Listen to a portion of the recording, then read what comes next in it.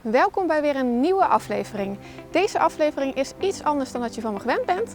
Ik heb dit keer namelijk geen professionele cameraman mee, maar mijn vriendinnetje Jackie staat achter de camera. We gaan natuurlijk ons best doen om alles zo goed mogelijk op te nemen. Dus ik hoor heel graag in jullie reacties of het ook gelukt is of dat jullie zoiets hebben, dit moet je nooit meer doen.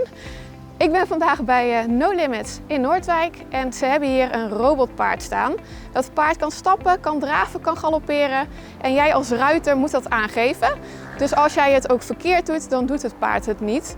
En hier kan je dus supergoed je houding en je zit op oefenen. Ik ga er naartoe, dus gaan jullie mee?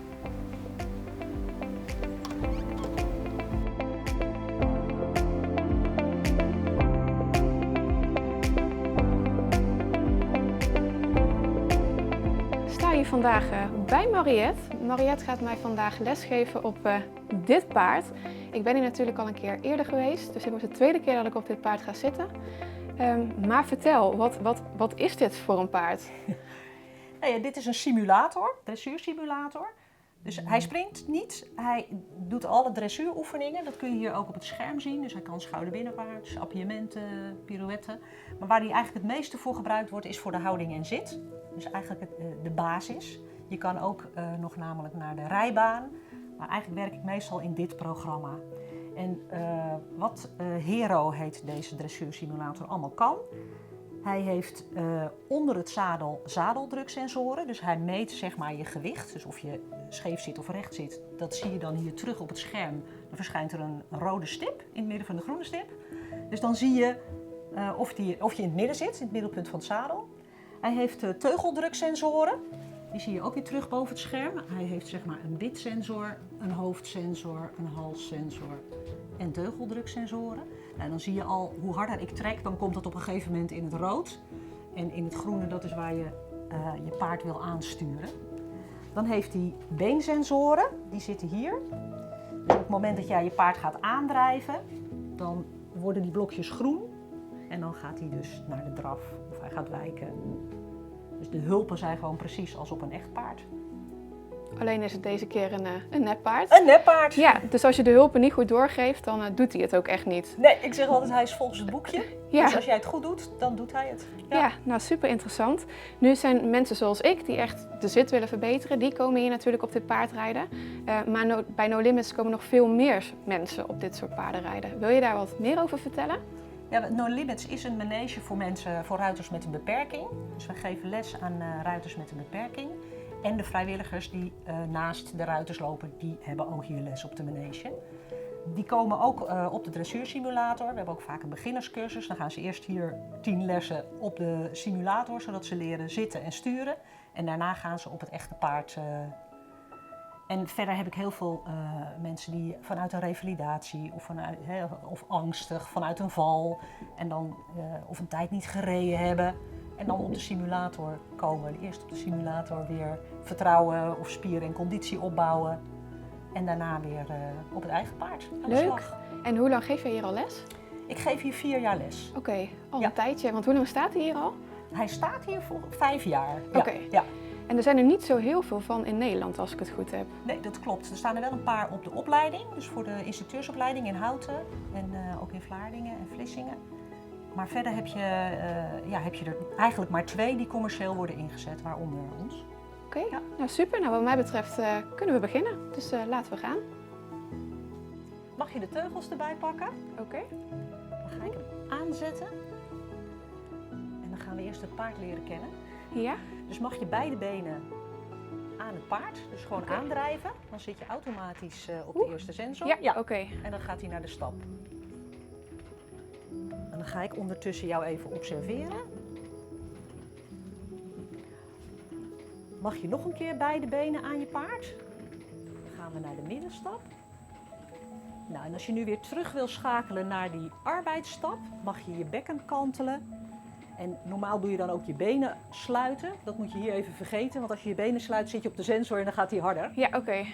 Dus, even kijken, Dus je want mag je bekken kantelen en dan je handen sluiten. En dan zie je die horizontale balkjes oplopen. Ja, en dan sluit je totdat je voelt dat hij reageert. Oké, ja. Ja, Hij staat ben je- helemaal stil zelfs. Dan Ja. geef je dus een hele ophouding. Beetje Ja. groot staat hij in één keer stil. Dus mag je dat nog een keer doen. Mag je nog een keer beide benen aan je paard. Oké. Dan mag je nog een keer naar die middenstap, dus mag je nog een keer aandrijven.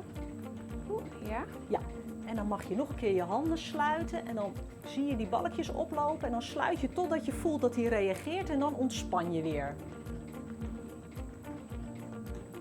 Ja, super. Ah, oké, top. Ja. En dan hoorde je nu nog even dat bit klappen. Ja. Dus je mag hem nog iets meer vloeiender ook weer ontspannen, zeg maar. Ik kan me herinneren dat ik vorige keer harder moest trekken. Is die weer opnieuw afgesteld? Nou, vorige week is de monteur geweest, Oh, ja. ja. Dus hij is weer helemaal up-to-date. Ja, fijn. Mag je nog een keer beide benen aan je paard? Gaan we naar de middenstap. Heb ik hem nou? Of... Ja, nu zit hij in de middenstap. En links zie je Oh ja. ja, medium walk. Ja, super. Hij komt uit Engeland, dus alles staat in het Engels. Maar nu zit hij in de middenstap. Mag je nog een keer beide benen aan je paard? Gaan we naar de draf. Mag je blijven doorzitten. Oh, waar zit hij? Rechts? Oh, daar. Ja. Oeh. Oké. Ja, super. Ik ga even aan je benen voelen.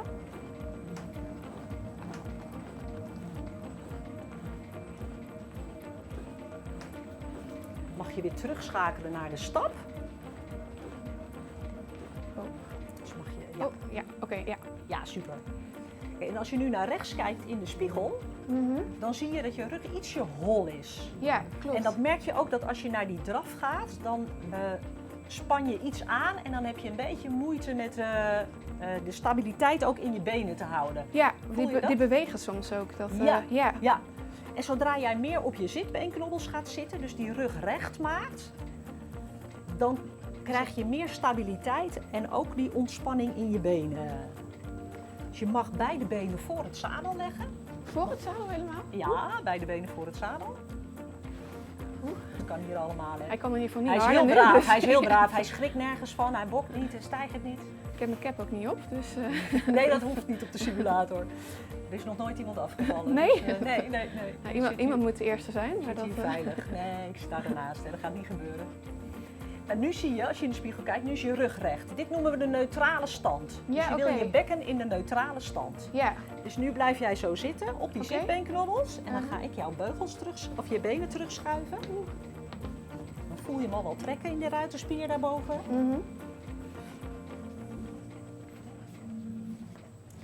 En dan is het de bedoeling dat je altijd zo ontspannen mogelijk. Het is wel altijd een balans tussen aanspanning en ontspanning, maar wij doen altijd gauw te veel.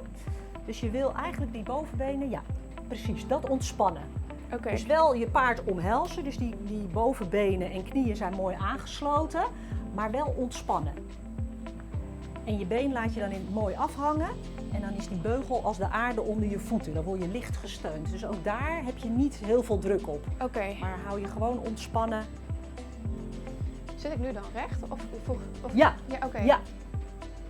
Nou merk je wel vaak, als ik mensen vanuit de holle stand recht gaat zetten, dat je iets gaat hangen in je bovenrug. Ja, Ja, dat is lastig in één keer te corrigeren. Als ik dat weer terug ga zetten, dan word je weer hol. oké. Dus dat gaan we verder op corrigeren. Oké, in stapjes. Ja, in stapjes. Ja. Het bekken is altijd de belangrijkste positie. Daar zitten ook de meeste problemen. Dus daar begin ik altijd, zeg maar. En daarna Ja. gaan we werken aan de benen en naar boven. Dan ga ik jou schakelen naar de draf. En dan kan je het verschil voelen dat als jij zo op die zitbeenknobbels zit, dat je dan makkelijker kunt doorzitten. Nou, dat zeg je wel. Ademen. Ja, super. Oeh, ik ga... Oh, niet knellen. Dus hou die benen mooi ontspannen.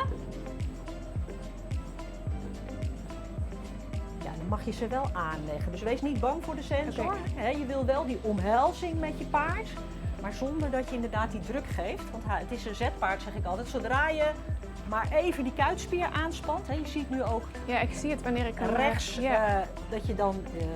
Oh, daar ga ik alweer. Ik zal even terugschakelen naar de stap. Maar dan zie je ook dat zodra je iets aanspant, die Aha. sensor gelijk aangaat en hij dus harder gaat. Ja. Dus dat is dan die balans tussen die aanspanning en die ontspanning. Dat je je paard mooi ontspannen omhelst. En als je Aha. iets van hem vraagt, dan span je die kuitspieren aan. Dan geef me eigenlijk een dikke knuffel, zeg ik altijd. En hoe zorg ik ervoor dat ik ontspan, maar niet per ongeluk echt aandrijf? Want dat deed ik net. Ja, het heeft een beetje te maken met uitademen. Als je Oké. uitademt, ontspan je. Oké.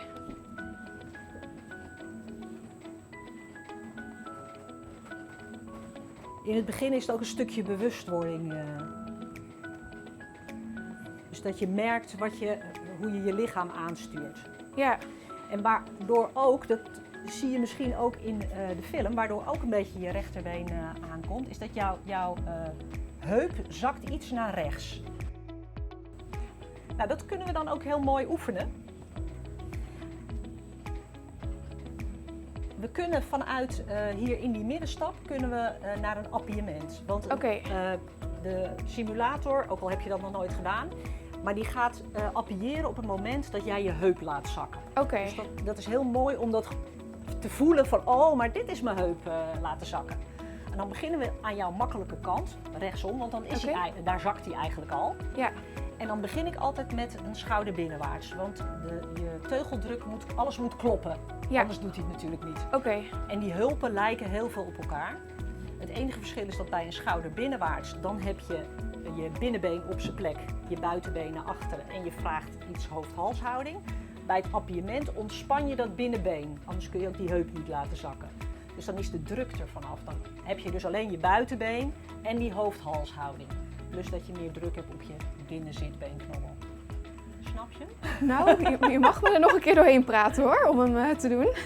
Ja, we gaan eerst naar de schouder binnenwaarts. Oké. Dus doen we net alsof we rechtsom in de bak zijn. Oké. Dan mag je rechterbeen op zijn plek laten. Ja. En je linkerbeen gaat naar achteren, die gaat naar de tweede sensor. Die gaat hier naartoe. Je Ik rechterbeen, zit al op een andere. je rechterbeen op de eerste sensor. Ja. En dan vraag je een beetje stelling aan die rechterteugel. Dus een beetje hoofd-halshouding, totdat hij naar die schouder binnenwaarts gaat. Dus even zoeken. Dus ietsje van de hals. Meer of minder? Ja, je rechterhand iets meer van de hals. Daar. Ah ja, oké, ja, ja. super. En nu om dan naar het appiëment te gaan, dan hou je die halshouding, maar je ontspant je rechterbeen en je laat je rechterheup zakken. Ja, dit. Oh, oké. Ik kan het. Ja! Dit is ook maar een fractie. Ik zeg ook altijd, hij voelt het als er een vlieg op zijn huid zit. Dus het is maar een onsje drukverschil. Of soms 10% teugeldruk en hij voelt het al. Dus die heup ook. Het is ook wel, ook als je de rolbeweging maakt, ik zeg wel eens, het is bijna inwendig rollen. Ja. Dus het is heel klein, ik zie het niet. Ik moet het eigenlijk niet zien. Ja. Het zijn zulke, en dat is ook met die heup laten zakken. Dat is maar een hele kleine beweging. Nou, dan gaan we kijken of jij die linkerheup, of je die ook kan laten zakken. Dus datzelfde gevoel. En je komt daar vaak door te ontspannen. Dus uit te ademen, dat bekken te openen. Ja, super. Dan mag je iets meer je hand van de hals. Dus zoek die juist. Nu heb je de juiste stelling. Links. En nu breng je gewicht op je binnenzitbeenknobbel. En ontspan je dit been. Want je merkt ook, als je natuurlijk meer gewicht op je binnenzitbeenknobbel. Ja. Oh, het is een stuk moeilijker. Uitademen. Ja, je deed het. Maar het is een stuk moeilijker dan rechts. Ja. Dus dan had je toch gelijk. Ja, dan ontspant dat binnenbeen. Oh, die niet. Oh, sorry. Ja. Daar ging ik. Ja, je schakelde terug, dus je sloot eigenlijk je hand. Ja. Mag iets sneller, denk ik? Maar hij kan dit, hij kan dit in... Help. Je kan het gewoon bij hem in stap doen. En dat is in het begin heel fijn, omdat je dan heel goed kan voelen hoe je zit. Oké, ik heb hem. Maar hij is moeilijker dan rechts. Ja. Maar dat zie je ook. Als jou achter je staat, zie je dat je beweegt makkelijker naar rechts dan naar links. Ja. Nou werk ik ook heel veel met Franklin-ballen. Die zijn uitgevonden door een fysiotherapeut. En die zetten jou automatisch in de goede houding. Ja. Dus je kan daar soms, je wordt er soepeler van in je heupen, maar het helpt jou ook.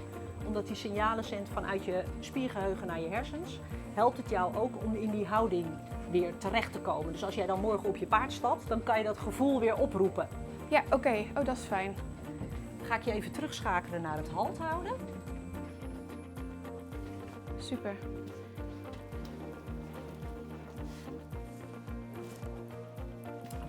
gaan staan in je beugels. Dan leg je deze onder je zitbeenknobbels. Dat is een beetje een gek gevoel. Ja, ik heb er vorige keer ook op gezeten op mijn echte paard. Dat was nog raarder. Dus, En dan mag je je voeten uit de beugels doen. Ja. Oké, ja. En dan gaan we een paar minuten bewegen op die bal. Oké. Dat is 3 tot 5 minuten. En dan is het effect daar. Langer heeft geen meerwaarde.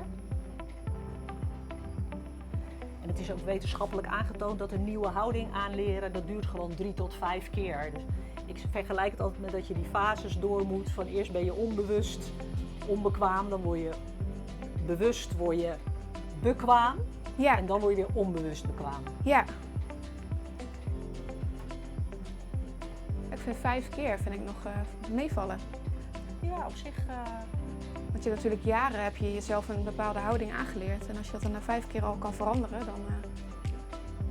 Ja, wat je vaak merkt is, dan lukt het je en dan raak je het weer even kwijt. En dan moet je het weer even opzoeken. Maar op een gegeven moment hoef je er niet meer over na te denken. En dan is dat geautomatiseerd en dan zit je gewoon zo. Oké, ja, fijn.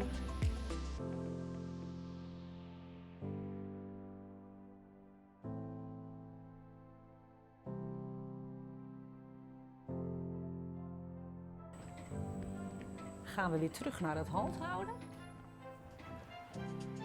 Dan mag je naar voren leunen. Dan ga ik de bal weer weghalen. Ja, mag je terugleunen en dan even niks veranderen. Dus je beugels blijven gewoon uit. Okay, ja. En dan ga ik je weer even schakelen.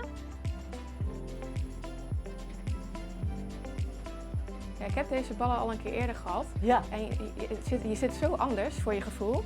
Echt, je zit echt veel dieper in het zadel dan... Ja, paardrijden is voelen. Wij roepen als instructeur altijd vaak, je moet dieper zitten en ontspannen. En dan denk je, dieper, hoe dan? Maar dat vind ik het mooie, door te werken met die ballen, die geven jou dat gevoel dat je denkt van, oh, maar dat bedoelen ze, daar moet ik naartoe. Ja, exact. Ja, dit voelt echt veel beter. En dat bereik je door een stukje ontspanning. En dat bereik je ook vaak door te ademen. Ja, uitademen is ontspannen.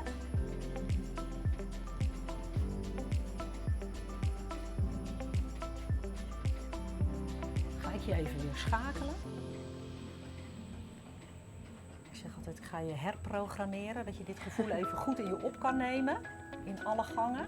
En daarna zullen we nog een keer naar die appiëment en dan kijken of jij verschil voelt, of je makkelijker dan linksom krijgt.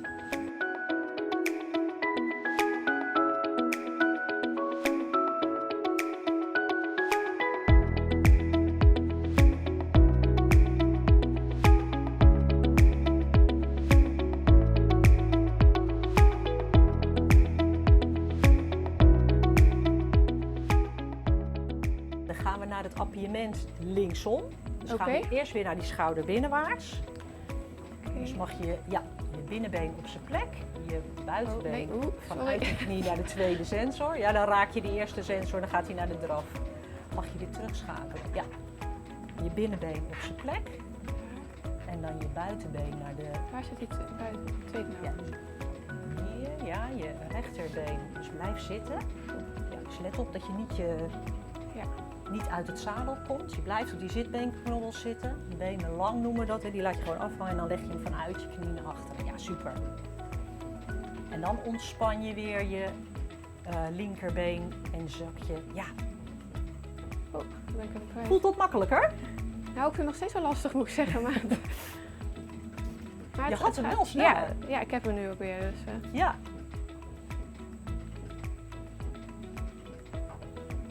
Ja, ik kan er wel langer in blijven nu met de kick. Dus dat is... oh, ik moet niet vroeg juichen. Ik zie het wel. Als ik achter je sta, dat zul je misschien ook op de film zo zien, gaat jouw beweging van links naar rechts gaat soepelen. Je mag hem weer ontspannen hoor, want anders zien ze het niet. En dan zie je dat er gewoon meer beweging zit in dat heupgewricht en dat je dus ook makkelijker nu naar links beweegt. Ja. Nou, dan sluiten we de training af met dit programma. In dit programma hoef je niet de hulp te geven. Hij gaat zelf in stap, draf, linkergalop, rechtergalop. Dan zie je hier je beweging van links naar rechts. En hier zie je je beweging van voor naar achter. Hij meet je teugeldruk, dus hier zie je hoeveel druk je hebt. Raak je per ongeluk je paard, dan verschijnt er hier een streepje. Je ziet ook weer die rode stip, die zie je hier ook weer terug. Er komt hier een middenlijn en dan wil je mooi regelmatig grafiekje, zo'n overlappende stip. Boven zijn hoofd loopt de tijd en hij gaat 2 minuten bewegen. Ik zeg vaak is de bevestiging van waar we aan gewerkt hebben. En je hebt een hele mooie zit. Dus je dat gaan we hier terugzien. Oké, ik ben benieuwd. Daar ga je.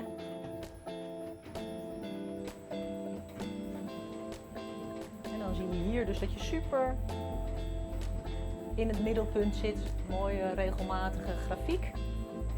En hier ook links en rechts. En dan mag je teugels iets meer in contact. Want een rechte lijn betekent dat je geen contact hebt. Oké. Ja, zo ja. Zo had je ze net ook. En dan krijg je kleine boogjes. Als het goed is. Als het goed is. Oké.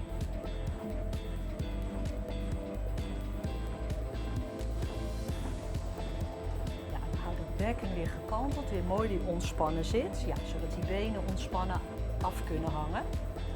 En dan zie je dan ook in die draf, ging je weer je hol trekken en dan kom je voor in je zadel. Dat geeft deze meting ook aan. En je wil dat je hier zit, net als bij die stap. Ja, super.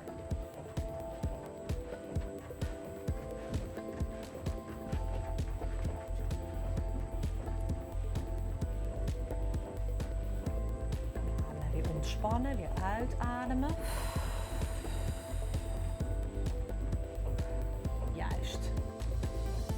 En dan zie je dat in die ontspanning je rechterbeen weer loskomt van het paard. Ja, ik zag het ook. Ja, dus dat je weer beter gaat zitten en dat je uitademt. Hè, dan was je per ongeluk hier had je hem ook links, per ongeluk je paard aan het aandrijven.